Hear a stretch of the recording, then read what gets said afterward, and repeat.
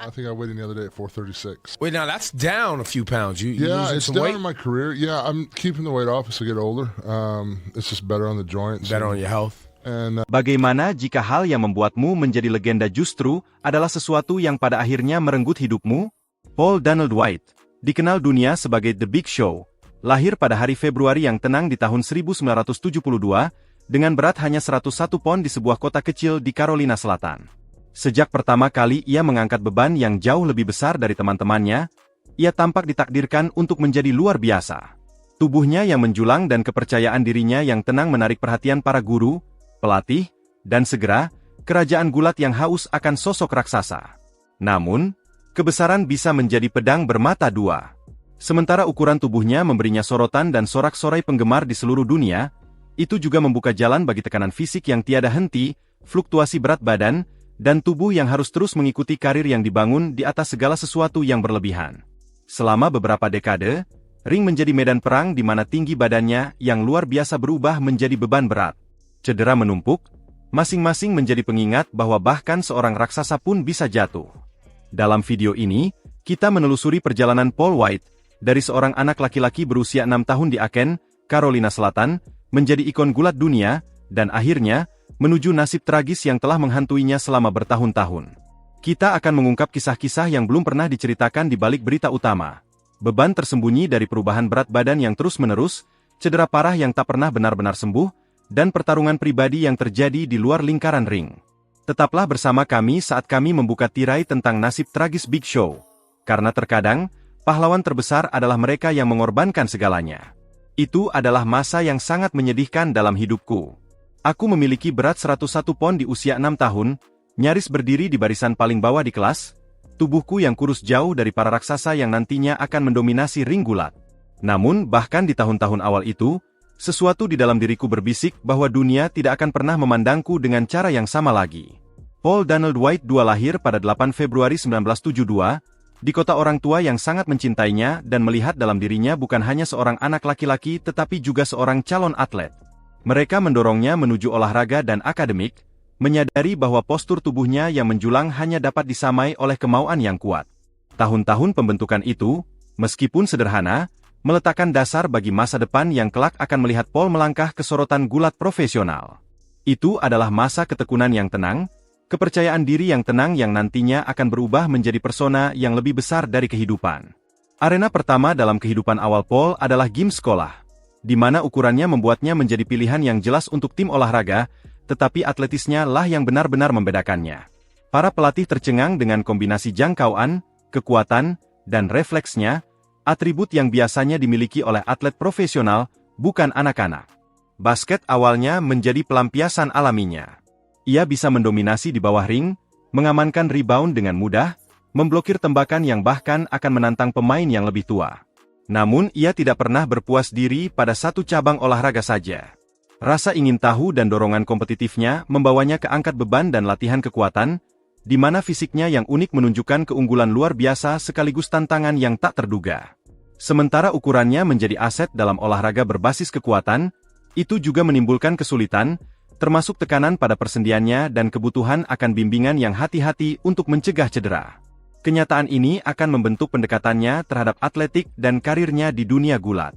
Pengalaman awal Paul dalam olahraga kompetitif menanamkan etos kerja dan disiplin yang akan menjadi ciri khas karakternya.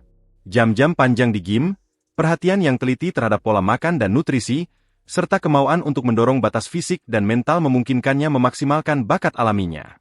Tahun-tahun pembentukan ini bukan hanya tentang mengasah keterampilan, tetapi juga tentang belajar ketahanan, kesabaran, dan kesadaran diri.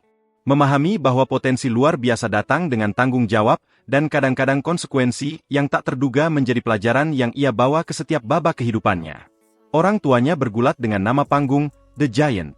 Ia menjadi sosok yang mengagumkan, mewujudkan kekuatan mentah dan tontonan yang menjadi ciri khas dunia gulat. Para penggemar dan komentator sama-sama terpesona oleh perpaduan antara ukuran tubuhnya yang luar biasa, keterampilan teknis, dan kelincahan yang mengejutkan. Berbeda dengan banyak pegulat bertubuh besar lainnya yang kesulitan bergerak, Paul mampu melakukan gerakan yang menuntut keseimbangan dan koordinasi, mengangkatnya dari sekadar daya tarik unik menjadi pesaing yang sah. Hari-hari awal di WCW ditandai dengan tantangan sekaligus kemenangan. Gulat bukan sekadar pertunjukan kekuatan. Ini adalah sebuah pertunjukan yang memadukan atletisme dengan penceritaan. Paul merangkul dualitas ini sepenuhnya. Jam-jam latihan yang panjang mengasah kemampuannya, mulai dari memperbaiki gerakan di atas ring hingga memahami seluk-beluk psikologi penonton. Di balik layar, ia dikenal karena persiapannya yang teliti, mempelajari kecenderungan lawan, menghafal urutan gerakan, dan bekerja sama erat dengan pelatih serta rekan-rekan untuk memastikan setiap pertandingan memberikan dampak maksimal. Dedikasinya membedakannya dalam industri di mana bakat alami seringkali berdampingan dengan etos kerja yang beragam. Para penggemar segera menyadari kehadirannya. The giant Buchan Sekadar Tontonen Untucked Saxikan. Ia adalah seorang performer yang mampu menyampaikan emosi, ketegangan, dan drama melalui gerakan, gestur, dan kehadirannya. Persaingan besar di WCW memungkinkan Paul menunjukkan fleksibilitas, baik saat menghadapi veteran mapan maupun bintang yang sedang naik daun.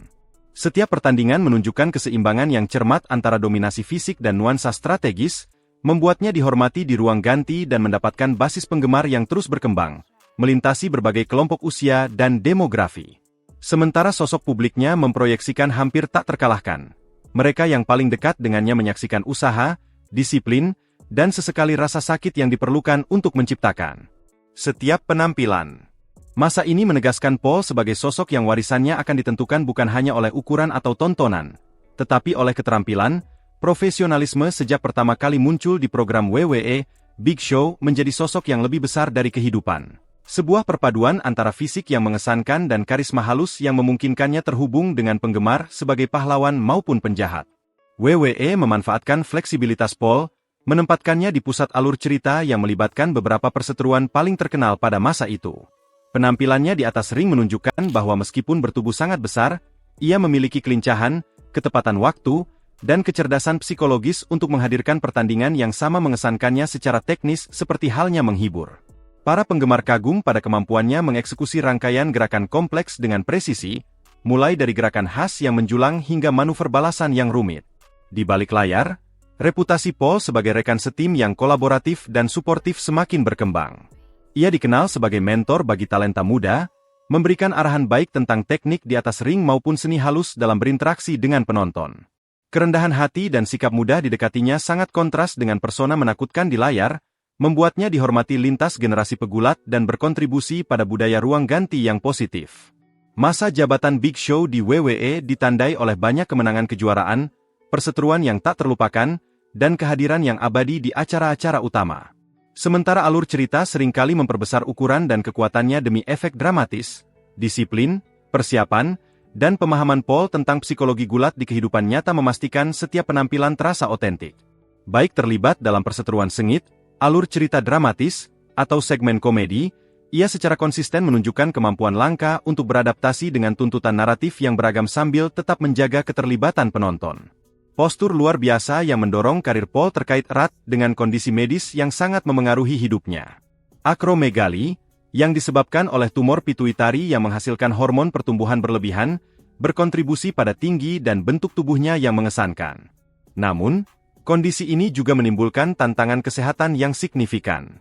Seiring waktu, kondisi tersebut memengaruhi persen bahkan ketika ia terus tampil di tingkat tertinggi, Paul harus tetap waspada terhadap dampak kumulatif yang diberikan oleh gulat profesional pada tubuhnya. Kewaspadaan ini melampaui ring, mencakup pola makan, olahraga, dan perawatan medis proaktif untuk memastikan bahwa ia dapat mempertahankan karirnya sambil mengurangi risiko kesehatan jangka panjang. Persimpangan antara bakat fisik luar biasa dan kompleksitas medis menambah lapisan kedalaman pada perjalanannya, menyoroti ketahanan manusia di balik tontonan gulat profesional. Puluhan tahun tuntutan fisik, diperparah oleh akromegali, memerlukan intervensi medis yang ekstensif. Pada bulan Juli tahun itu, Paul menjalani prosedur bedah besar untuk mengganti kedua pinggul dan lututnya. Operasi-operasi ini sangat penting tidak hanya untuk memulihkan mobilitas, tetapi juga untuk mengelola konsekuensi yang tersisa dari kehidupan yang dihabiskan bergulat melawan waktu dan keterbatasan tubuh. Operasi-operasi tersebut menjadi bukti tekadnya untuk terus tampil sambil melindungi kesejahteraan jangka panjangnya. Melalui setiap tahap kehidupannya, dari awal yang sederhana di Icon hingga arena yang bergemuruh di WCW dan WWE, kisah Paul White adalah kisah tekad tanpa henti, keterampilan luar biasa, dan ketahanan yang mendalam. Kisah ini bukan hanya tentang seorang raksasa di atas ring, tetapi tentang seorang pria yang, di balik tontonan, menavigasi kompleksitas kondisi medis langka dengan ketenangan dan keberanian. Perjalanannya mengingatkan kita bahwa di balik setiap persona yang lebih besar dari kehidupan terdapat kisah manusia. Kisah kemenangan, perjuangan, dan ketekunan yang tak tergoyahkan yang terus menginspirasi penggemar dan atlet. Dampak dari karir yang dibangun di atas otot dan mitos akhirnya terlihat dengan cara yang paling manusiawi. Dalam nyeri hampa yang menetap di sendi Paul setelah setiap pertandingan, perjuangan tanpa henti dari fisioterapi yang dimulai lama setelah bel terakhir berbunyi.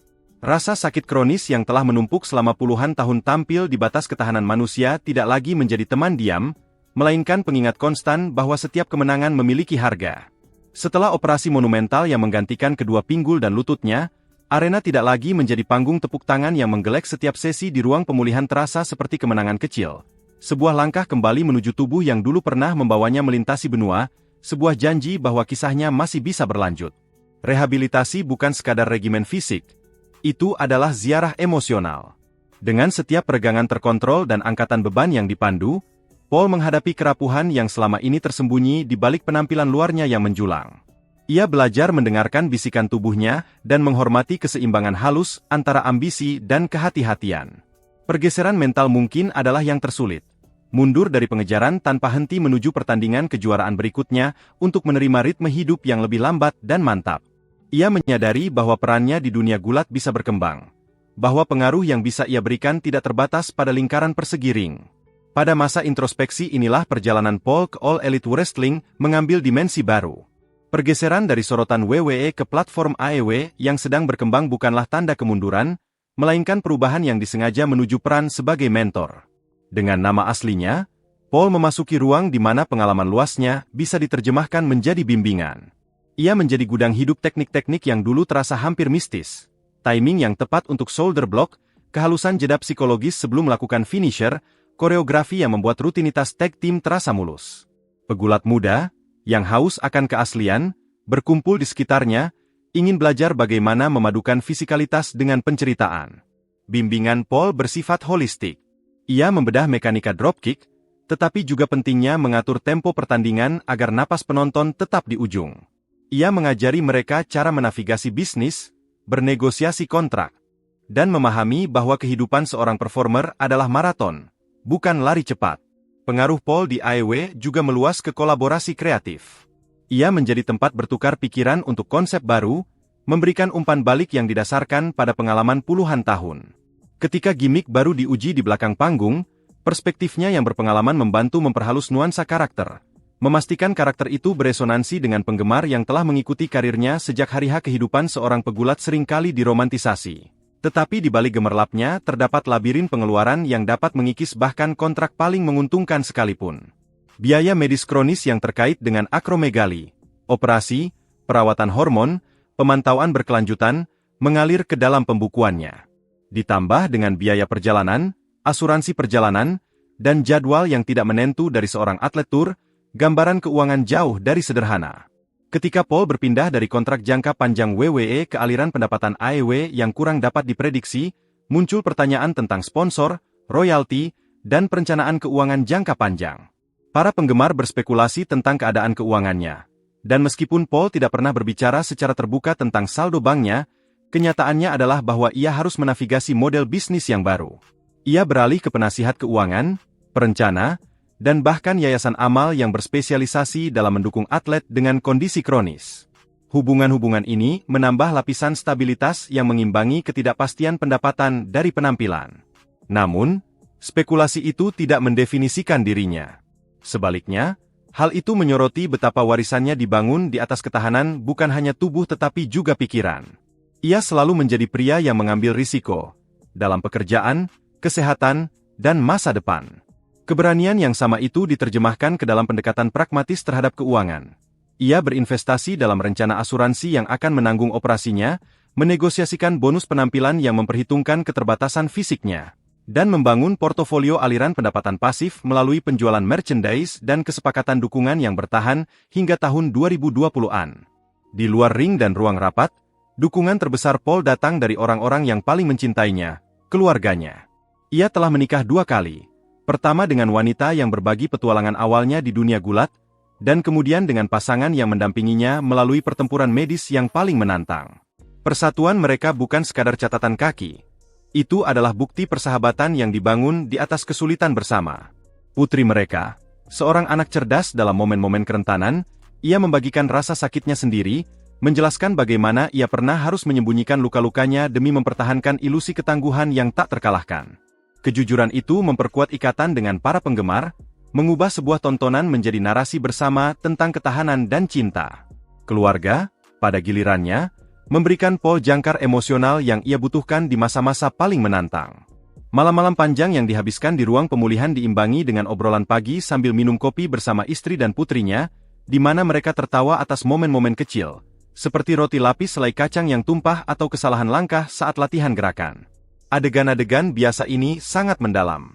Mereka menunjukkan bahwa seorang legenda masih bisa menemukan kebahagiaan dalam ritual domestik yang sederhana, bahwa pria yang dulu mendominasi ring juga bisa menemukan ketenangan dalam tawa seorang anak dan senyum pasangan. Persimpangan antara hal luar biasa dan hal biasa inilah tempat nasib tragis Paul mulai terungkap. Tubuhnya, yang dulu merupakan kekuatan tak terbendung, kini rapuh dan rentan. Kekuatan yang sama yang memungkinkannya meraih berbagai gelar dunia sekaligus menjadi sumber penderitaannya, menjadikan kisahnya paradoks antara kemenangan dan tragedi. Seiring narasi warisannya terus berkembang, Paul menjadi semakin terbuka tentang perjuangan kesehatannya. Ia berbicara secara terang-terangan dalam wawancara tentang terapi hormon, tentang hari ketika ia terpaksa membatalkan pertandingan yang telah dijadwalkan karena serangan mendadak, tentang ketakutan bahwa langkah berikutnya bisa menjadi yang terakhir baginya. Keterbukaan ini memecahkan penghalang budaya dalam komunitas gulat, di mana masalah kesehatan sering disembunyikan di balik topeng ketangguhan. Dengan mengungkapkan kisahnya sendiri, Paul membuka dialog bagi pegulat lain untuk berbicara, mendorong perubahan kolektif menuju mengutamakan kesehatan daripada tontonan. Ia menjadi panutan bagi atlet yang beralih ke peran penasihat, menunjukkan bahwa karir bisa diperkaya dengan membagikan kisah pribadi, dengan mengubah kesulitan pribadi menjadi pembelajaran bersama. Dampak kejujurannya beri kisahnya menjadi cetak biru bagi para atlet lintas disiplin. Sebuah bukti kemungkinan untuk berkembang dari seorang pelaku menjadi seorang ahli strategi, dari juara menjadi pembimbing. Melihat ke depan, prioritas Paul tertanam kuat pada kesejahteraannya, pembinaan generasi berikutnya, dan partisipasi yang bermakna dalam budaya gulat. Operasi-operasi tahun 2024, ditambah dengan pengelolaan akromegali yang berkelanjutan, mencerminkan fokus yang disengaja untuk menjaga kesehatan jangka panjang daripada mengejar penghargaan sesaat. Ia mencari cara untuk tetap aktif dalam olahraga sambil meminimalkan tekanan fisik. Ini mungkin melibatkan penampilan di podcast, bilik komentar, atau seminar digital, memungkinkan dia untuk membagikan wawasan tanpa kembali menundukkan tubuhnya pada kerasnya pertandingan. Paul memahami bahwa ukuran keberhasilan sejati tidak terletak pada jumlah sabuk, melainkan pada pengaruh abadi yang bisa ia tinggalkan. Sebuah warisan yang melampaui gelar dan menantang tragedi karir yang tidak pernah benar-benar bisa beristirahat. Dalam nasib tragis ini, kisah Big Show bukanlah tentang kejatuhan terakhir, melainkan tentang kebangkitan yang bertahan lama. Ia menghadapi rasa sakit kronis, melewati operasi besar, dan menata ulang jalur yang merangkul pembimbingan serta kolaborasi kreatif. Ujian keuangannya, meski tidak glamor, menyoroti kenyataan hidup pegulat yang sering terabaikan. Dukungan teguh keluarganya mengingatkan kita bahwa bahkan sosok paling menjulang pun berakar pada cinta dan momen-momen biasa. Dan keterbukaannya tentang tantangan kesehatan memicu percakapan yang lebih luas tentang kesejahteraan dalam olahraga. Benang-benang ini terjalin membentuk narasi yang sekaligus memilukan dan menginspirasi, sebuah bukti ketahanan, adaptasi yang bijaksana, dan dampak abadi yang dapat diberikan satu individu pada komunitas global penggemar, rekan, dan atlet yang bercita-cita tinggi. Saat tirai menutup pada nasib tragis Big Show, warisannya tetap ada, menjadi pengingat kuat bahwa kebesaran sejati diukur bukan hanya dari piala yang dimenangkan, tetapi dari hati yang diraih sepanjang perjalanan.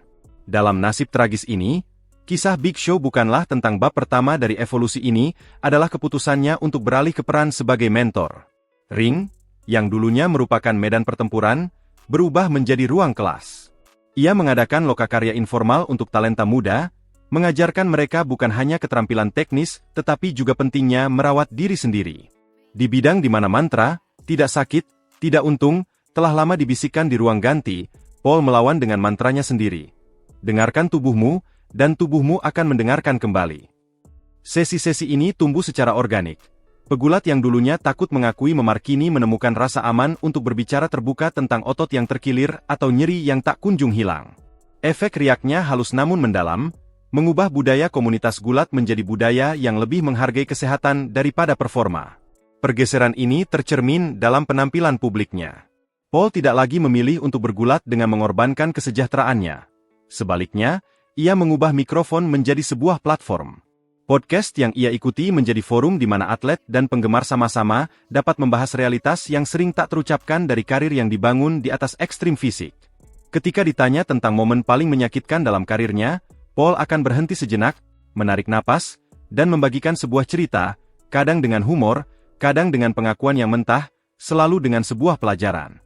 Ia menjadi pengingat hidup bahwa kerentanan dapat berdampingan dengan kekuatan. Seminar Digital Paul, hasil rancangan dirinya sendiri, semakin memperkuat warisan ini. Seminar-seminar tersebut bukan hanya tentang teknik gulat. Mereka adalah lokakarya tentang pencegahan cedera, kesehatan mental, dan umur panjang karir. Ia bekerja sama dengan profesional medis, membagikan pengalamannya sendiri dengan akromegali dan terapi hormon, serta bagaimana perawatan tersebut telah mengubah tubuh dan pola pikirnya. Seminar-seminar itu disiarkan ke seluruh dunia, dapat diakses oleh calon pegulat yang mungkin tidak pernah masuk ring, tetapi tetap membutuhkan bimbingan. Aksesibilitas sesi-sesi ini memperluas pengaruhnya melampaui batas arena gulat. Dampaknya terhadap komunitas olahraga yang lebih luas tidak bisa diremehkan. Dalam satu wawancara yang di luar ring dan platform digital, Paul juga membina hubungan yang bermakna dengan para penggemar. Ia mengadakan sesi tanya-jawab virtual, meluangkan waktu untuk menjawab pertanyaan yang berkisar dari bagaimana cara menghadapi kecemasan, hingga bagaimana rasanya bergulat di bawah sorotan lampu. Dalam setiap percakapan, ia memberikan panduan yang berakar pada pengalaman hidup, menjadikan dirinya sebagai mentor yang dipercaya. Ia menggunakan momen-momen ini untuk menegaskan bahwa narasi gulat tidak lagi hanya tentang mengalahkan lawan, itu juga tentang saling membina sebagai sebuah komunitas. Warisan yang ia bangun juga didasarkan pada jalur yang tak terduga, pengelolaan keuangan. Meskipun dunia mungkin mengenalnya karena dominasinya secara fisik, pendekatan Paul yang hati-hati terhadap manajemen uang menjadi pelajaran lain tentang ketahanan. Ia secara terbuka membahas sifat penghasilan pegulat yang tidak menentu, menekankan perlunya kehati-hatian dan perencanaan jangka panjang. Ia menasihati talenta muda untuk berpikir di luar ring, mendorong mereka untuk berinvestasi dalam pendidikan dan membangun tabungan yang akan menjadi penyangga ketidakpastian di masa depan.